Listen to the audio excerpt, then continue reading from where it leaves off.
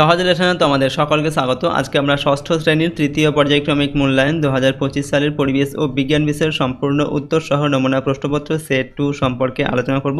তো চলো এই ভিডিওতে আমরা ক্লাস 6 এর থার্ড ইউনিট টেস্ট 2025 পরিবেশ ও বিজ্ঞান বা সায়েন্স সাবজেক্টের এই কোশ্চেন পেপার এবং তার উত্তরগুলো দেখে নিই।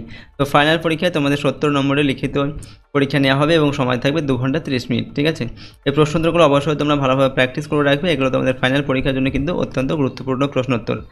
আর যদি এই প্রশ্নদের পিডিএফ ফাইলগুলো তোমরা পেতে চাও, সহজ লেসন অ্যাপটিকে ইনস্টল করবে। অ্যাপের লিঙ্ক ডেসক্রিপশন বক্সে দেওয়া আছে এবং সেখানে পেইড কোর্সের মধ্যে কিন্তু দেওয়া থাকবে এই পিডিএফগুলোকে তোমরা ডাউনলোড করে নিতে পারবে। সেই সঙ্গে সমস্ত সাবজেক্টের অধ্যায়ভিত্তিক সাজেশন, কোশ্চেন আনসার এগুলো কিন্তু দেওয়া থাকবে এবং ভিডিওগুলো তোমরা সেখান থেকে দেখতে পারবে অ্যাড ছাড়াই। তো চলো আমরা এখন এই কোশ্চেন পেপার এবং তার উত্তরগুলো দেখে নিই। দেখো, 1 নম্বর থেকে বলা হচ্ছে সঠিক উত্তরটি বেছে নিয়ে লেখো। এখানে 21টি প্রশ্ন দেওয়া আছে এবং প্রতিটা প্রশ্নের মান 1 নম্বর করে। একের দাগে বলা হচ্ছে আলম্ব ও বলের মাঝখানে থাকে বাধা তৃতীয় শ্রেণীর লিভারে, দ্বিতীয় শ্রেণীর লিভারে, প্রথম শ্রেণীর লিভারে, দ্বিতীয় ও তৃতীয় শ্রেণীর লিভারে। তো আলম্ব ও বলের মাঝখানে বাধা, অর্থাৎ এক প্রান্তে থেকে আলম্ব, অপর প্রান্তে বল প্রয়োগ করা হয়, মাঝখানে বাধা অতিক্রম করা হয়। এটা কোন শ্রেণীর লিভারে? এটা হচ্ছে দ্বিতীয় শ্রেণীর লিভারে। যেমন হচ্ছে সুপারি কাটার জাতি, এক প্রান্তে আলম্ব বিন্দু থাকে, অপর প্রান্তে বল প্রয়োগ করা হয় আর মাঝখানে সুপারিটা কাটা হয়। ঠিক আছে, এটা হচ্ছে দ্বিতীয় শ্রেণীর লিভার। এরপর 2 নম্বর হচ্ছে প্রথম শ্রেণীর লিভার হলো হাত, কাঁচি না চিমটা। তো প্রথম শ্রেণীর লিভার কোনটা? কাঁচি। এটা হচ্ছে প্রথম শ্রেণীর লিভার। ঠিক আছে, নেক্সট হচ্ছে দেখো 3 নম্বর দেখে নত তল যত হেলানো হয় এর যান্ত্রিক সুবিধা তত বাড়ে। এরপর হচ্ছে তত কমে, বাড়তে থাকে না কমতে থাকে। তো নত তলকে যত হেলানো হয় তত এর যান্ত্রিক সুবিধা কিন্তু বাড়ে। ঠিক আছে, যত বেশি এটাকে খাড়া করা হবে তত বেশি এর কিন্তু যান্ত্রিক সুবিধা কম হবে, আর যত হেলানো হবে তত যান্ত্রিক সুবিধা বেশি হবে। এবার 4 নম্বর হচ্ছে ব্যাকটেরিয়া রাজ্যকে বলে মনেরা, প্রোটিস্টা না পাঞ্জায়। তো ব্যাকটেরিয়া রাজ্যকে বলা হয় মনেরা। স্পাইরোগাইরা বা জল রেশম একটি শ্যাওলা, মস না ফার্ন। তো স্পাইরোগাইরা বা জল রেশম এটা হচ্ছে একটি শ্যাওলা। বীজ ফলের মধ্যে থাকলে সেটি ব্যক্তবীজী উদ্ভিদ, গুপ্তবীজী উদ্ভিদ বলে। তো বীজ যদি ফলের মধ্যে থাকে সেটাকে বলা হয় কি? গুপ্তবীজী উদ্ভিদ। 7 নম্বর হচ্ছে বাংলার কীটপতঙ্গ বইটি লিখেছেন সালিম আলী, এম.কে. চন্দ্রশেখর, গোপাল চন্দ্র ভট্টাচার্য। তো বাংলার কীটপতঙ্গ এই বইটি লিখেছেন কি? গোপালচন্দ্র ভট্টাচার্য। 8 নম্বর হচ্ছে উইপোকার খাবার সেলুলোজ। এরপর হচ্ছে প্লাস্টিক, থার্মোকল না মাটি। তো উইপোকার খাবার হচ্ছে সেলুলোজ। পরেরটা হচ্ছে ডেঙ্গির জীবাণু ছড়ায় কিউলেক্স মশা, এডিস মশা, অ্যানোফিলিস মশা। তো ডেঙ্গি জীবাণু ছড়ায় হচ্ছে কি? এডিস মশা। 10 নম্বরে স্বাস্থ্যকেন্দ্রের তৈরি বর্জ্য পদার্থটি হলো গ্লাভস। এরপর হচ্ছে ডিডিটি, প্লাস্টিক, ভাঙা লাইট। তো স্বাস্থ্যকেন্দ্রে তৈরি যে বর্জ্য পদার্থ সেটা হচ্ছে কি? গ্লাভস। ওকে, এরপর জৈব ভঙ্গুর পদার্থ হলো কাঁচ, কাঠ না পলিথিন। তো এগুলোর মধ্যে জৈব ভঙ্গুর পদার্থ হচ্ছে কাঠ।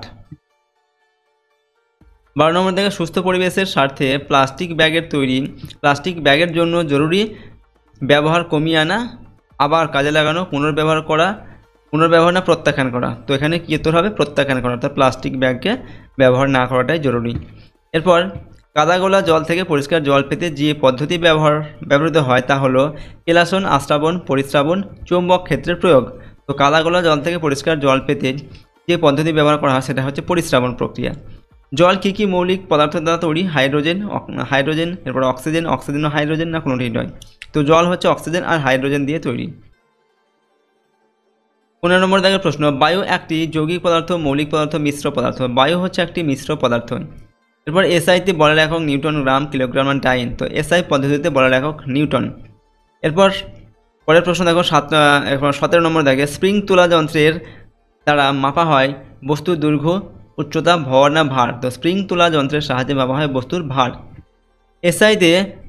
এসআইতে বেগ রাশিটির একক হলো semi per second square, metre per second square, semi per second, metre per second. তো এসআই পদ্ধতিতে বেগ এর একক কি? Metre per second. খাদ্য শৃঙ্খলে সংখ্যা সবচেয়ে বেশি প্রথম শ্রেণীর খাদকের, দ্বিতীয় শ্রেণীর খাদকের, উৎপাদকের। তো সঠিক উত্তর হবে উৎপাদকের সংখ্যা হচ্ছে সব থেকে বেশি। শক্তির চিরাচরিত উৎস হলো বায়ুকল, ভূতাপ শক্তি, সৌরশক্তি, খনিজ তেল। তো শক্তির চিরাচরিত উৎস হচ্ছে খনিজ তেল। সৌরশক্তি রাসায়নিক শক্তিতে রূপান্তরিত হয় মাটিতে, উদ্ভিদ দেহে, প্রাণী দেহে। তো সৌরশক্তি রাসায়নিক শক্তিতে রূপান্তরিত হয় উদ্ভিদ দেহে। 2 নম্বর দেখে যে কোনো 14টি প্রশ্নের উত্তর লিখতে হবে। 1 × 14 = 14। নাম্বার 1-এ আর্থ্রোপোডা শ্রেণীর পর্যায়ের কয়েকটি জীবের নাম লেখো। তো দেখো এখানে আমরা উত্তর লিখব চিংড়ি, আরশোলা এগুলো হচ্ছে আর্থ্রোপোডা শ্রেণীর পর্যায়ের কয়েকটি জীব। লোহার তৈরি যন্ত্র বা যন্ত্রাংশ জলীয় বাষ্পের থেকে রক্ষা করার জন্য কি করা হয়? এখানে রং করা হয়, ঠিক আছে। লোহার তৈরি যন্ত্র বা যন্ত্রাংশকে জলীয় বাষ্প থেকে রক্ষা করার জন্য লোহার গায়ে রং লাগানো হয়। নততলের উদাহরণ দাও। তো সিঁড়ি হচ্ছে একটি নততল। বাঘের বিজ্ঞান সম্বন্ধে নাম কি? Panthera Tigris. ওকে, নেক্সট দেখো আচরণ বিজ্ঞান কাকে বলে? জীবজন্তু বা পোকামাকড়ের আচরণ খুঁটিয়ে পর্যবেক্ষণ করে গবেষণা করাকে বলে আচরণ বিজ্ঞান। 6 নম্বরে থাকে রাঘবেন্দ্র গারাক্কার বিখ্যাত কেন? তো বোলতাদের সমাজ ব্যবস্থা কেমন তা নিয়ে গবেষণা করেন, ঠিক আছে, তার জন্য তিনি বিখ্যাত। এরপর জৈব ভঙ্গুর পদার্থ কাকে বলে? জীবাণুর দ্বারা বিশ্লিষ্ট হতে পারে এমন পদার্থকে জৈব ভঙ্গুর পদার্থ বলে, যেমন হচ্ছে কাঠ, কাগজ ইত্যাদি এইগুলো। 8 নম্বরে থাকে কয়েক ধরনের বর্জ্য পদার্থের নাম লেখো। তো প্লাস্টিক, কাঁচ, ইঞ্জেকশনের সিরিঞ্জ এগুলো হচ্ছে বর্জ্য পদার্থ বিভিন্ন রকমের। 9 নম্বরে থাকে কোন অধাতু তাপতড়িতের সুপরিবাহী? তো গ্রাফাইট তাপতড়িতের সুপরিবাহী, কিন্তু গ্রাফাইট হচ্ছে অধাতু। মৌলিক ও যৌগিক পদার্থ কাকে বলে? মৌলিক পদার্থ কি না, যে পদার্থকে ক্ষুদ্র ক্ষুদ্র অংশে ভাগ করলে ওই পদার্থ ছাড়া অন্য কোনো পদার্থ পাওয়া যায় না তাকে মৌলিক পদার্থ বলে। আর যৌগিক পদার্থ যে পদার্থকে ক্ষুদ্র ক্ষুদ্র অংশে ভাগ করলে একাধিক পদার্থ পাওয়া যায় তাকে যৌগিক পদার্থ বলে, ঠিক আছে। যেমন অক্সিজেন হচ্ছে একটি মৌলিক পদার্থ, আর এরপর হচ্ছে যে জল সেটা হচ্ছে একটি যৌগিক পদার্থ, যেমন জল হচ্ছে অক্সিজেন আর হাইড্রোজেন নিয়ে গঠিত। এরপর হচ্ছে 11 নম্বর দেখে ভর ও ভারের মধ্যে দুটি পার্থক্য লেখো। তো ভর আর ভারের মধ্যে পার্থক্য কি? 1 নম্বর হচ্ছে কোনো বস্তুর মধ্যে যে পরিমাণ জড় পদার্থ থাকে তাকে ভর বলা হয়, আর কোনো বস্তুকে পৃথিবীর যে বল দ্বারা তার কেন্দ্রের দিকে আকর্ষণ করে তাকে ভার বা ওজন বলা হয়। 2 নম্বর হচ্ছে ভর একটি স্কেলার রাশি, ভার হচ্ছে একটি ভেক্টর রাশি। এরপর 12 নম্বরে দেখা হচ্ছে গড় সৌরদিন কি? তো সারা বছরে সৌরদিন যোগ করলে যোগফলকে 365 দিয়ে ভাগ করলে গড় সৌরদিন পাওয়া যায়। অভিকর্ষ বলের আর এক নাম কি? অভিকর্ষ বলের আর এক নাম হচ্ছে ওজন। এসআই পদ্ধতিতে ওজনের একক কি? এসআই পদ্ধতিতে ওজনের একক হচ্ছে kg into metre per second square বা নিউটন। স্থির ও গতিশীল বস্তুর পার্থক্য লেখুন। তো বাইরে থেকে কোনো বল প্রযুক্ত না হলে স্থির বস্তু চিরকাল স্থির থাকবে এবং গতিশীল বস্তু চিরকাল সমবেগে সরলরেখায় চলতে থাকবে। এটাই হচ্ছে স্থির বস্তু আর গতিশীল বস্তুর মধ্যে পার্থক্য। 3 নম্বর নিচের প্রশ্নগুলোর উত্তর দাও, যে কোনো 7টি লিখতে হবে। 2 × 7 = 14। 1 নম্বর দেখে সৌরদিন বলতে কী বোঝো? তো পৃথিবীর কোনো স্থানে সূর্যের প্রথম আলো আসার পরের দিন ঠিক যে সময়ে ওই স্থানে আবার সূর্যের প্রথম আলো এসে পড়ে, ওই দুইয়ের মধ্যবর্তী সময়কে এক সৌরদিন বলে। এরপর হচ্ছে মোলাস্কা শ্রেণীভুক্ত কয়েকটি জীবের নাম লেখো। মোলাস্কা শ্রেণীভুক্ত কয়েকটি জীবের নাম হলো শামুক, ঝিনুক, অক্টোপাস ইত্যাদি। পরের প্রশ্ন, লিভার কি? এটি অপ্রকারক কী কী? লিভার হলো একটি সরল দণ্ড যেটা একটি স্থির বিন্দুর চারিদিকে আবর্তন করতে পারে। লিভার হচ্ছে 3 প্রকার, প্রথম শ্রেণীর লিভার, দ্বিতীয় শ্রেণীর লিভার আর হচ্ছে তৃতীয় শ্রেণীর লিভার। গৃহস্থালির বর্জ্য পদার্থ বলতে কী বোঝো? বাড়ির বিভিন্ন কাজে ব্যবহার করার পর অতিরিক্ত এবং অপ্রয়োজনীয় জিনিসপত্র যেগুলি ফেলে দেওয়া হয় তাদের গৃহস্থালির বর্জ্য বলে, যেমন হচ্ছে পেনের খালি রিফিল, ভাঙা বোতল, পুরনো সংবাদপত্র প্রভৃতি এগুলো হচ্ছে বাড়ির বা গৃহস্থালির বর্জ্য পদার্থ। 5 নম্বর দাগে কী কী মিশ্রণ চুম্বক দিয়ে আলাদা করা যায়? উদাহরণ দাও। দেখো, চুম্বক ও অচুম্বক পদার্থের মিশ্রণকে চুম্বক দ্বারা আলাদা করা যায়, যেমন হচ্ছে লৌহ চূর্ণ ও বালির মিশ্রণকে। এরপর মৌলিক রাশি এবং লব্ধ রাশি বলতে কী বোঝায়? তো মৌলিক রাশি কি? যে সমস্ত রাশি অন্য রাশির উপর নির্ভর করে না তাদের মৌলিক রাশি বা প্রাথমিক রাশি বলে, যেমন ভর, সময়, তড়িৎ প্রবাহ, মাত্রা ইত্যাদি। আর লব্ধ রাশি হচ্ছে যে সমস্ত রাশি অন্য রাশির উপর নির্ভরশীল তাদের লব্ধ রাশি বলে, যেমন ক্ষেত্রফল, আয়তন, বেগ, ঘনত্ব ইত্যাদি। 7 নম্বর হচ্ছে লিন্ডেম্যানের 10% সূত্রটি লেখো। তো বাস্তুতন্ত্রের প্রতিটি পুষ্টি স্তরে খাবার হিসেবে যে শক্তি এসে পৌঁছায় তার 90% বিভিন্ন শারীরবৃত্তীয় কাজে ব্যয় হয়। বাকি 10% ওই প্রাণীরা তাদের দেহ গঠনে কাজে লাগায় বা দেহে জমা করে রাখতে পারে। এইভাবে আবার পরবর্তী পুষ্টি স্তরে ওই 10% শক্তি খাদ্যরূপে পৌঁছায়। এই ব্যাখ্যাকে লিন্ডেম্যানের 10% সূত্র বলে। এরপর 8 নম্বর দেখে শক্তির উৎস ক প্রকার? প্রত্যেক প্রকার শক্তির উৎসের উদাহরণ দেন। শক্তির উৎস হচ্ছে 2 প্রকার। একটা হচ্ছে প্রচলিত শক্তি, যেমন কয়লা, পেট্রোলিয়াম, প্রাকৃতিক গ্যাস, পারমাণবিক শক্তি ইত্যাদি হলো প্রচলিত শক্তির উদাহরণ। আর অপ্রচলিত শক্তি হচ্ছে যেমন হচ্ছে সৌরশক্তি, বায়ুশক্তি, ভূতাপীয় শক্তি ইত্যাদি হলো অপ্রচলিত শক্তির উদাহরণ। নেক্সট দেখো 4 নম্বর দেখে 3-4টি বাক্যের মধ্যে এগুলো উত্তর লিখতে হবে। প্রশ্নের মান 3 নম্বর করে, 3 7 21 নম্বর দেওয়া আছে। 7টি প্রশ্নের এখান থেকে উত্তর লিখতে হবে। তো প্রথমে হচ্ছে হাতিদের সঙ্গে মানুষের সংঘাত বাড়ছে কেন? তো হাতি জঙ্গলেই থাকতে ভালোবাসে, কিন্তু খাবার কম পড়ে গেলে হাতি লোকালয়ে ঢুকে ফসলের ক্ষেত বা ফলের বাগান থেকে খাবার সংগ্রহ করে। সে সময় বাধা দিলে তারা ঘরবাড়ি ভেঙে দেয়, মানুষকে আঘাত করে। ওকে, মানুষ হাতি চলাচলের রাস্তায় বন জঙ্গল কেটে ফেলে রাস্তা তৈরি করছে, রেল লাইন বসাচ্ছে, তাই হাতির সঙ্গে মানুষের সংঘাত বাড়ছে। 2 নম্বর হচ্ছে মোলাস্কা ও আর্থ্রোপোডা পর্বের প্রাণীদের বৈশিষ্ট্য লেখন। তো মোলাস্কা প্রাণীদের বৈশিষ্ট্য হচ্ছে মোলাস্কা পর্বের প্রাণীদের চলাফেরার জন্য মাংসল পা থাকে, আর নরম শরীরের ভিতরে বা বাইরে থাকে একটি সুনির্মিত খোলকের অংশ বা আবরণ।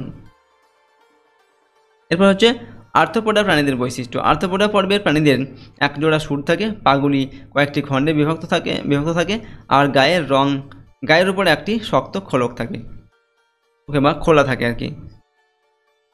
3 নম্বর হচ্ছে কপিকল কি, এর কার্যপদ্ধতি বুঝিয়ে দাও। কপিকল হলো একটি শক্তপোক্ত চাকা। কপিকলের মাঝখানটায় গর্ত থাকে আর দুপাশ উঁচু হয়। গর্তের মধ্যে চক্রকে ঘিরে থাকে একটি দড়ি। এই দড়ির এক প্রান্তে বল প্রয়োগ করা হয় এবং অপর প্রান্তে থাকে বাধা। কপিকলের কেন্দ্রে থাকে একটি আলম্ব দণ্ড, যার নাম হচ্ছে অ্যাক্সেল। এই অ্যাক্সেলকে কেন্দ্র করে কপিকল অবাধে ঘুরতে পারে। 4 নম্বর, মানুষের সঙ্গে শিম্পাঞ্জির স্বভাবের কী মিল দেখা যায়? তো শিম্পাঞ্জিদের আচরণ অনেকটা মানুষের মতো। এরা পাথর দিয়ে হাতুড়ির মতো আঘাত করে খোলা ভেঙে বাদাম খায়। উইপোকার ঢিপিতে কাঠি ঢুকিয়ে উইপোকা শিকার করে। এরপর হচ্ছে গাছের ডালে ঘাস পাতা দিয়ে বাসা বানিয়ে এরা রাতে ঘুমোয়। এরা পোষ মানে এবং পোষা শিম্পাঞ্জিরা মানুষের মতো আকারে ইঙ্গিতে অনেক কিছু বোঝাতে পারে। 5 নম্বর হচ্ছে আমাদের চারপাশে পড়ে থাকা নানা ধরনের বর্জ্যকে আমরা ব্যবহার করা যেতে পারে সুপরিকল্পিত 4R পদ্ধতিতে। 4R পদ্ধতি কী কী? তো এই 4R পদ্ধতিটা আমাদের লিখতে হবে। দেখো 4R পদ্ধতি হচ্ছে 1 নম্বর হচ্ছে রিডিউস, ঠিক আছে। 4R এর মধ্যে মানে হচ্ছে কি 4টি R, দেখো 4টি R দিয়ে প্রথম R হচ্ছে রিডিউস, মানে হচ্ছে হ্রাস করা, কমিয়ে আনা আর কি। তো বর্জ্য পদার্থের পরিমাণ হ্রাস করা, যেমন হচ্ছে উন্নত প্রযুক্তি ব্যবহার করে শিল্প কলকারখানা থেকে নির্গত বর্জ্যের পরিমাণ কমানো যেতে পারে। এটা হচ্ছে 4R এর মধ্যে একটা, ঠিক আছে, রিডিউস। এরপর 2 নম্বর হচ্ছে রিইউজ, মানে হচ্ছে পুনরায় ব্যবহার করা। রিইউজ মানে হচ্ছে আবার ব্যবহার করা, যেমন হচ্ছে বাড়ি থেকে নির্গত তরকারি বা ফলের খোসা গবাদি পশুর খাদ্য হিসেবে ব্যবহার করা যেতে পারে, ওকে, ব্যবহার করা যায়। অথবা তা থেকে জৈব সার তৈরি করে জৈব বর্জ্য পদার্থের পরিমাণ কমানো যায়। তো এখানে বর্জ্য পদার্থকে আর একবার ব্যবহার করা হচ্ছে, ঠিক আছে, পুনরায় ব্যবহার করা হচ্ছে। 3 নম্বর হচ্ছে রিসাইকেল, মানে পুনর্নির্মাণ, বর্জ্য পদার্থ থেকে কোনো কিছু তৈরি করা আবার। তো পুরনো বর্জ্য পদার্থ থেকে নতুন জিনিস তৈরি করা, যেমন হচ্ছে প্লাস্টিক, কাঁচ প্রভৃতি থেকে পুনরায় প্লাস্টিক বা কাঁচ নির্মিত দ্রব্য তৈরি করা হয়। এটা হচ্ছে কি রিসাইকেল, মানে বর্জ্য পদার্থগুলো যেগুলো ফেলে দেওয়া হয় সেগুলো থেকে আবার নতুন ধরনের জিনিস তৈরি করা। 4 নম্বর হচ্ছে রিফিউজ, মানে প্রত্যাখ্যান। তো পরিবেশকে সুস্থ রাখতে আমাদের কিছু জিনিসের ব্যবহার বন্ধ করতে হবে, যেমন প্লাস্টিক নির্মিত দ্রব্যের ব্যবহার বন্ধ করা প্রয়োজন। তো এইগুলো হচ্ছে 4R পদ্ধতি, ওকে, বর্জ্য পদার্থকে নিয়ন্ত্রণ করার জন্য এই 4R পদ্ধতি আমরা ব্যবহার করা যেতে পারে আর কি। প্রথম হচ্ছে রিডিউস, তারপর হচ্ছে রিইউজ, রিসাইকেল, আর হচ্ছে রিফিউজ, ঠিক আছে। এরপর দেখো 6 নম্বর দেখে চিহ্ন সংকেত ও যোজ্যতা কাকে বলে তা উদাহরণ সহযোগে বুঝিয়ে দেব। চিহ্ন কি? মৌলিক পদার্থের একটি পরমাণুকে সংক্ষেপে যার দ্বারা প্রকাশ করা হয় তাকে বলা হয় চিহ্ন। যেমন নাইট্রোজেন, এর চিহ্ন হচ্ছে N। সংকেত কি? সংকেত হচ্ছে যৌগিক পদার্থের একটি অণুকে যার দ্বারা সংক্ষেপে প্রকাশ করা হয় তাকে সংকেত বলা, ঠিক আছে। যেমন হচ্ছে দেখো জলের একটি সংকেত হচ্ছে H2O, এটা হচ্ছে যৌগিক পদার্থের একটি সংকেত, একটি অণুকে এখানে প্রকাশ করা হচ্ছে। আর যোজ্যতা কি? দুটি মৌলের রাসায়নিকভাবে পরস্পর যুক্ত হওয়ার ক্ষমতাকে যোজ্যতা বলে। পরের প্রশ্ন দেখো 7 নম্বরে শ্রমিক মৌমাছির কাজ কি? তো শ্রমিক মৌমাছিকে মৌচাকের যাবতীয় কাজ করতে হয়, যেমন 1 নম্বর রানী মৌমাছির যত্ন নেওয়া, নিজেদের উদর থেকে ঘামের মতো বেরোনো মোম জমিয়ে মৌচাক তৈরি করা, ঘুরে ঘুরে ফুল থেকে নেকটার বা মিষ্টির রস সংগ্রহ করে আনা, মৌচাকের কুঠুরিতে মধু করে জমিয়ে রাখা এবং সবাইকে খাওয়ানো। এরপর হচ্ছে মৌচাকের কুঠুরি গরম হয়ে গেলে পাখা নাচিয়ে বাতাস করে ঠান্ডা করা, হুলের সাহায্যে মৌচাক এবং মৌচাকের বাচ্চা মৌমাছিদের শত্রুর হাত থেকে রক্ষা করা প্রভৃতি এগুলো হচ্ছে শ্রমিক মৌমাছির কাজ। ওকে, 8 নম্বর দেখে খাদ্য শৃঙ্খল কি? খাদ্য শৃঙ্খল কীভাবে খাদ্য জাল তৈরি করে তা বুঝিয়ে দাও। খাদ্য শৃঙ্খল হচ্ছে উৎপাদক থেকে শুরু করে খাদ্য সম্পর্কযুক্ত বিভিন্ন প্রাণীর মধ্য দিয়ে খাদ্য শক্তির একমুখী পর্যায়ক্রমিক প্রবাহের পদ্ধতিকে খাদ্য শৃঙ্খল বলে। এরপর খাদ্য শৃঙ্খল কীভাবে খাদ্য জাল তৈরি করে না, খাদ্য জাল কিনা পরস্পরের সঙ্গে সম্পর্ক আছে এমন খাদ্য শৃঙ্খলগুলি মিলে জালের মতো ছবি তৈরি করে একে খাদ্য জাল বলে। দেখো, আজকে আমরা তোমাদের ক্লাস 6-এর 3rd ইউনিট টেস্ট 2025 পরিবেশ ও বিজ্ঞান বিষয়ের একটি প্রশ্নপত্র অর্থাৎ মডেল প্রশ্নপত্রের আমরা সম্পূর্ণ উত্তর আলোচনা করলাম। প্রশ্নোত্তরগুলো কিন্তু তোমরা অবশ্যই ভালোভাবে প্র্যাকটিস করবে। এর আগে আমরা সেট 1-এর প্রশ্নোত্তর নিয়ে আলোচনা করেছি, সেই ভিডিও তোমরা দেখে নিও। এরপর আরও কয়েকটি সেট দেওয়া হবে, প্রতিটা সেট তোমরা ভালোভাবে প্র্যাকটিস করবে তোমাদের ফাইনাল পরীক্ষার জন্য। তাহলে তোমরা দেখবে সমস্ত প্রশ্নের পরীক্ষায় কমন পাচ্ছ। যে কোনো একটি সেট পড়লে কিন্তু তোমরা সব প্রশ্ন পরীক্ষায় কমন পাবে না। আর যদি এই সমস্ত প্রশ্নোত্তরের সেটের পিডিএফগুলো পেতে যাও, সহজ লেসন অ্যাপটিকে ইনস্টল করবে। অ্যাপের লিঙ্ক ডেসক্রিপশন বক্সে দেওয়া আছে এবং পেইড কোর্সের মধ্যে এর পিডিএফগুলোকে দেওয়া থাকবে। সেখানে তোমরা অধ্যায়ভিত্তিক সাজেশনও দেওয়া থাকবে, ঠিক আছে, অধ্যায়ভিত্তিক প্রশ্নোত্তর, ওকে, সিলেবাস, নাম্বার বিভাজন এগুলো দেওয়া থাকবে এবং সেখান থেকে ভিডিওগুলো তোমরা অ্যাড ছাড়া দেখতে পারবে। আর যদি আমাদের এই চ্যানেল তোমরা নতুন হও, চ্যানেলটি কিন্তু সাবস্ক্রাইব করবে অবশ্যই, ভিডিওটিতে লাইক করবে, ভিডিওটি তোমরা বন্ধু বান্ধবের সঙ্গে শেয়ার করবে, ঠিক আছে। তো চলো, আজকের এই ভিডিওটি আমরা এখানে শেষ করছি। সম্পূর্ণ ভিডিওটি দেখার জন্য অসংখ্য ধন্যবাদ।